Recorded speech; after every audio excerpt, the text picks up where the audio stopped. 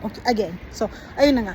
Pag bago ka naman talaga sa city ay maninibago ka, tapos syempre hindi mo ka pa yung kalakaran dito. So matatakot ka talaga or maninibago ka. Pero ako naman kasi kahit bago pa lang ako dito, parang 6 months pa lang. Pero medyo kapana natin siya, and ayan. Kailangan wag lang tayo halimbawa, pag may babae na tumingin sa'yo, eye to eye, gano'n. Pag tinignan ka head to foot, tingnan mo rin siya, head to foot din, gano'n. So, parang reflection ng buhay niya, gano'n. Ipakita mo sa kanya na reflection ng buhay niya, gano'n. Kung kaya kanyang tingnan head to foot, kaya ko rin siyang tingnan ng head to foot, gano'n. Gano'n lang. Tapos, dito kasi,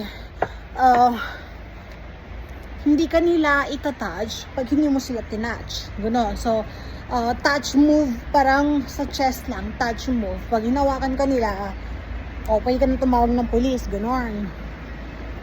Pero, pag hindi ka hinawakan, so huwag ka man ang gagalaw. Gano'n. Gano'n lang ang labanan. Ay, gano'n lang ang lightning. Laban. Ayan. Ang daming gwapo. So, dito mga bakla,